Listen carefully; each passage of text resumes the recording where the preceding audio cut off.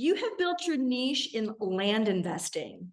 What about it did you find attractive as opposed to developed real estate? Can you talk about some of the benefits of investing in land? Oh, sure, absolutely. There's lots of different types of real estate investments, from fix and flips to buying a house and renting it out. And I've done everything you can imagine, and they all work. You make money at each one of them. And what I realized is who's really making the most money in real estate is the guy that's renting out a house. He's making a couple $100s a month. The guy investing, renting out an apartment building, he's making thousands, tens of thousands per month, maybe 100,000 per month. It's the guy that's doing fix and flips. He's making tens of thousands, maybe hundreds of thousands per fix and flip. But the guys that really make the money are the developers. I mean, the smallest development, just developing, 7 or 8 homes in California is going to net a developer $1 million net. So these guys are not playing in the tens of thousands or hundreds of thousands. They're playing in the millions and possibly even the billions. But what does every developer need? Land. So if you can get ahead of that, you can control a commodity that they have to have. And what's it to them? If they're going to net a couple tens of millions of dollars, for them to give you a couple of million for something that you may have paid hundreds of thousands for, maybe even tens of thousands for, is not going to break their budget. It's all calculated within the entire program or process for them. So that is where the biggest bang for the buck lies, and it's the biggest hidden secret. So one thing I like to add is every single billionaire, roughly every single one, owns land. That is what people with money choose to invest in. So I love it. That's where it's at. Fantastic. Now, you use the word pre-developed real estate. Many people aren't familiar with that. How would you define that? And how does that compare with purchasing just mere regular raw land? Well, you kind of said it yourself. Raw land is kind of like out in the middle of nowhere. There's no utilities. It's raw. There's nothing going on with it. There's no path of progress. It's just raw land. And we want to avoid that. That's not what I specialize in. What I like to do is I like to say, oh, they're getting ready to build a brand new football stadium. Let me buy the land across the street. Oh, they're getting ready to build a new hospital. Let me buy the land across the street. I want something that is in the direct path of progress with infrastructure. That is pre-developed real estate. It has some type of water utility. It has some type of plans coming in, and it's very, very attractive to developers. That is what developers look for, not raw land. So it's better to do that than buy land and then do a long-term hold strategy for it to appreciate, as opposed to what you're saying is better financially. Yes. And with some value add put into it. Yes. What you want to avoid is if you're buying raw land, you're not in the path of development. How long is it that may never get developed? So you don't want that. That's a high risk investment, possibly a low return investment.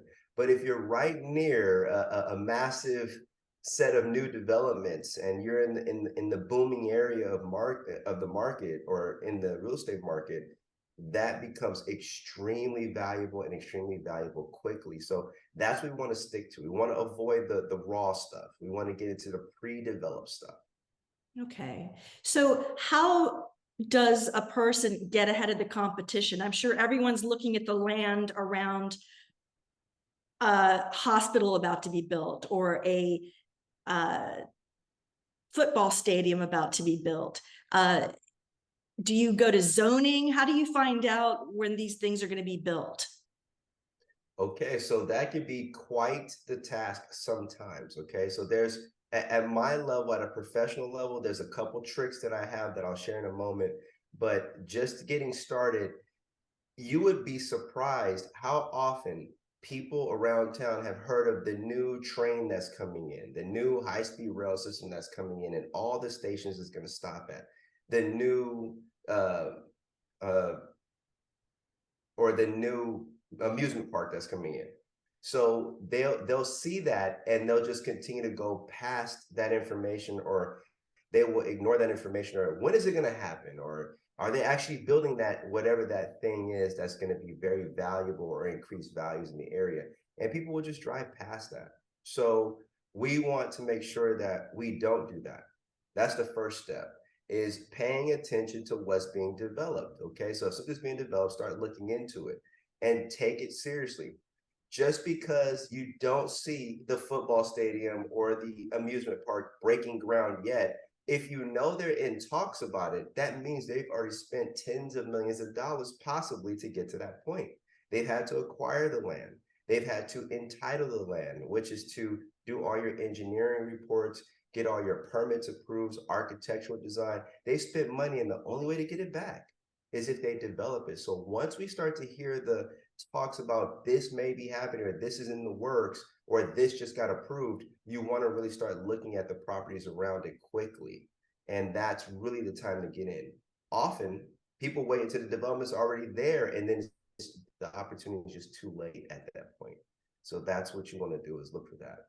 Now, at my level, because I've helped so many people with this strategy, anytime something happens in an area, all the owners in that area are notified. Hey, I just got a letter to know they're going to be building a stadium, and they're saying we can come down to City Hall and give our input. I get those type of fillers all the time. So I'm constantly getting calls like, hey, I just got this letter. And sometimes clients call me and say, hey, a developer approached me. They want to get a letter. They send me a letter of intent to enter my property to do some power line upgrades to support their new project. And I go, what is the project? Asking these questions. What is the project? Show us a map of your project. And by asking those simple questions, the developer will show, oh, we're in the beginning stages, but we're getting ready to build a massive solar farm, for example. And now you know, oh my gosh, they're getting ready to build on 2,000 acres this new housing project or this new solar project.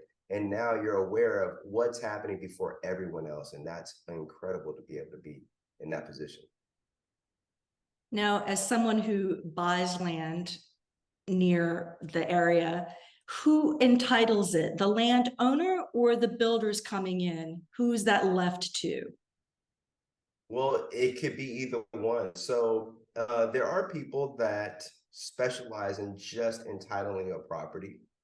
Entitlement, again, is to take a property that does not have approved plans, meaning you cannot put a shovel to the dirt yet, and takes it from that stage where it is, wherever stage it is. There could be some reports that have been done, and completes all the reports and pays all the fees necessary to get the project shovel ready. Okay.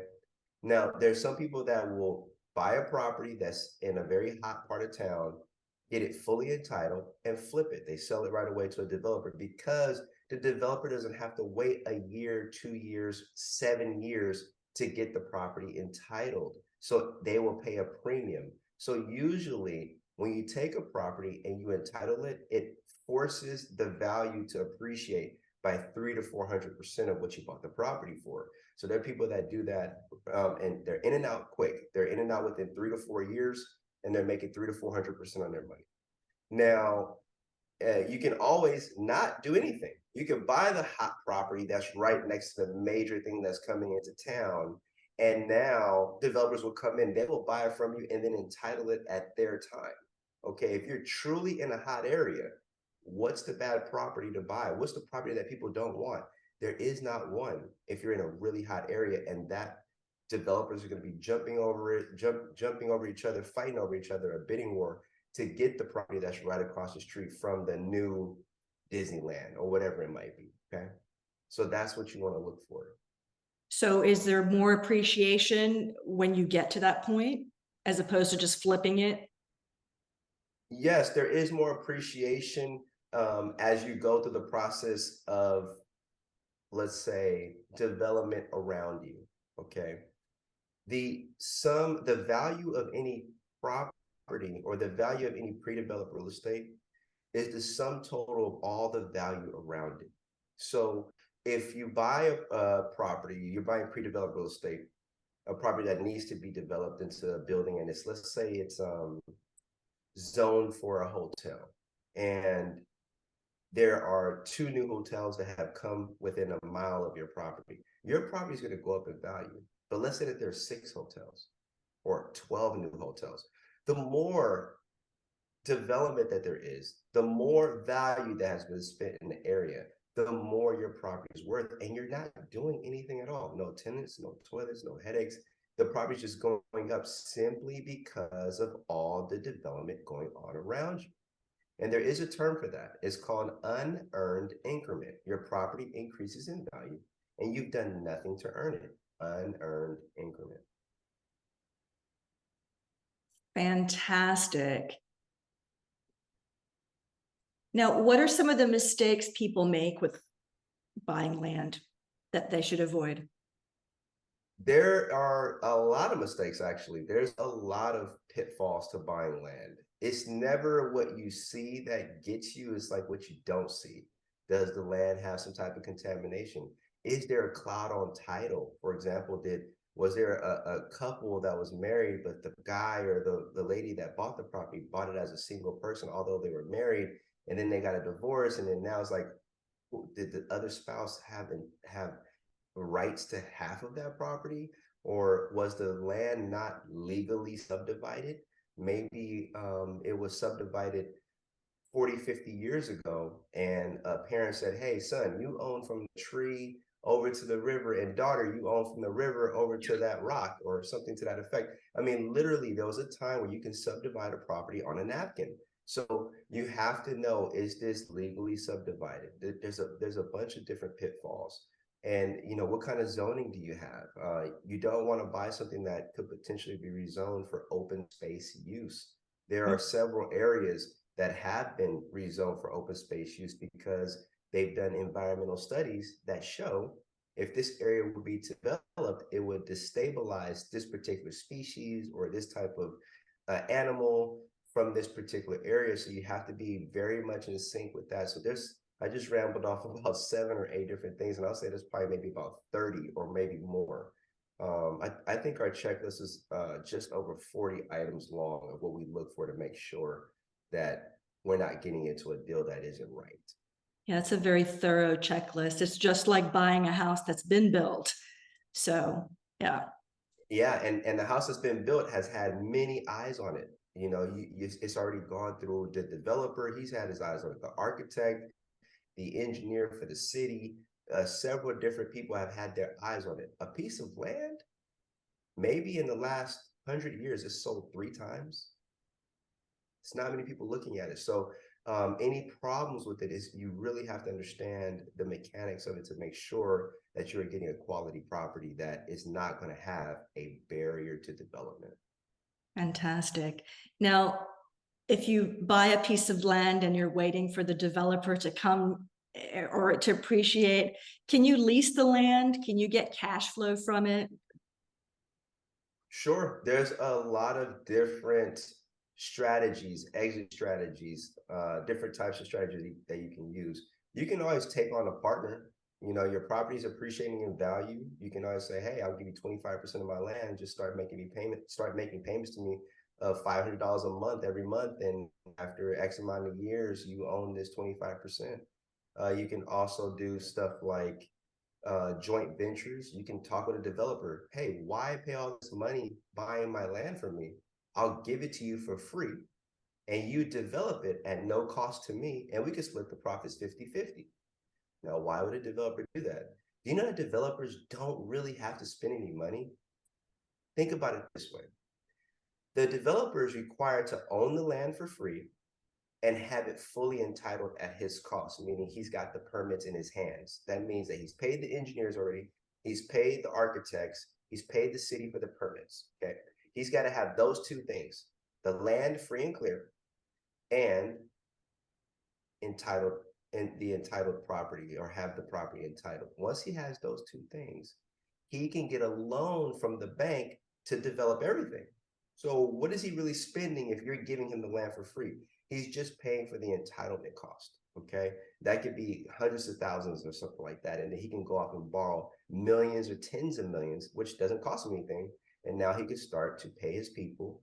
And as he finishes the framing, for example, he gets another check. And as he finishes the HVAC, he gets another check, and it gets built out of stages. So by going to a joint venture, the developer saves a lot of money, and it allows you to participate at a higher profit margin because now, it's been developed into something that's far more valuable. So it's a good way to do that too. You can also do just regular land leases. Imagine I had a client that had a 5-acre property, and on less than 1% of his land, he was able to lease a cell phone tower to a cell phone company. Now, that cell phone tower is generating so much cash per month that is paying for the entire property, more than what he paid for the property. Plus, he's getting a return on his investment. Plus, he's keeping 99% of the property to do whatever he wants with, to develop into other things. So there's a lot of other ways of generating cash, and I would love to share them in more detail when we have more time. Fantastic. So 2 more questions for you. Let's talk about financing. How can someone buy their first piece of land? Well, that is a very challenging question in terms of financing. Financing is difficult, and there's a good thing about that, but I'll share. The ways that you want to buy land, you can partner with people. Hey, you got 10%, someone else has 30%, so on and so forth. I've seen family barbecues where there's 75 family members. They'll invite me to come speak to the whole family, and then they'll appoint 3 decision makers. And those 3 decision makers will buy 2 or 3 large properties, and everybody in the family is chipping in $50 a month, or they're all chipping in whatever it is to come up with the total cost. So here at our company, we do offer in-house financing, but you will find an incredibly difficult time finding a lender that will lend you money to buy pre-developed real estate if you're not developing it immediately. That would be very difficult to do. So that's one way that is very challenging. Okay. So partnering is one. Using your retirement account, you can use your retirement account. You can use a self-directed IRA. How that works is you can roll your money from your current IRA or 401k from your company, from your job, into a self-directed IRA or 401k. And from there, you can purchase property like that. So that is one option. And again, I said roll over, not withdraw. Okay, 2 different things. If you roll it over, there's no taxes, no penalties, and you're able to buy alternative assets in self-directed IRAs as opposed to the traditional assets like mutual funds that you're allowed to pick from in your 401k or IRAs that are not self-directed.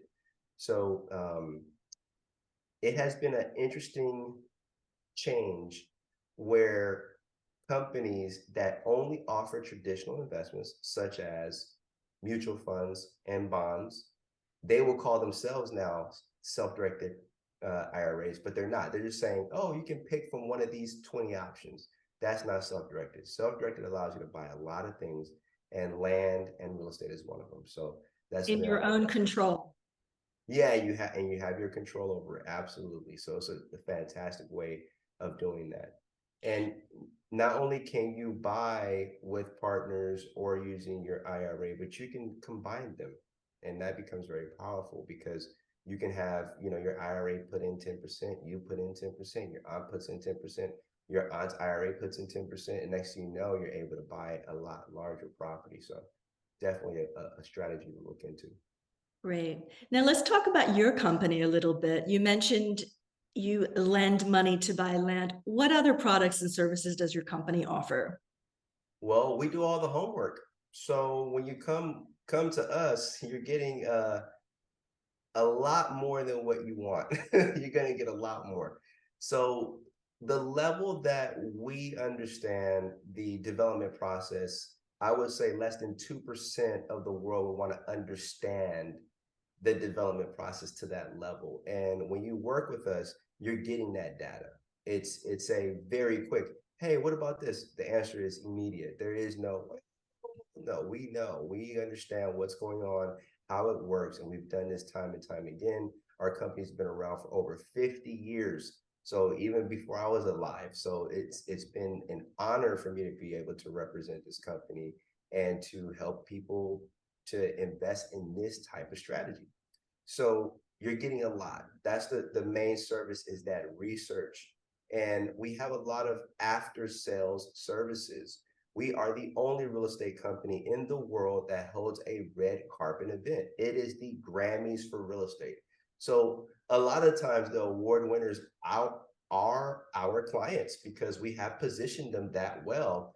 But anyone that has done an exemplary effort in real estate, they can come to this black tie only event, walk the red carpet, and share their story of how they turned this money into that money, and it's incredible. So we have a lot of things that our company offers that just don't exist anywhere else. You know, we're the market leaders. We're the oldest land company in Southern California, possibly further.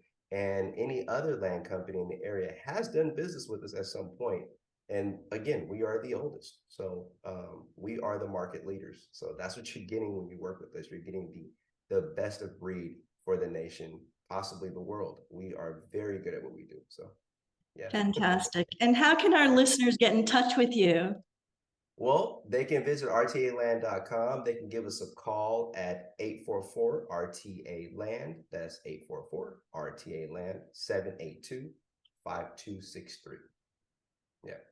Fantastic. Christopher, thank you so much for your time. It's very informative, and I look forward to having you back again so we can deep dive a little bit more.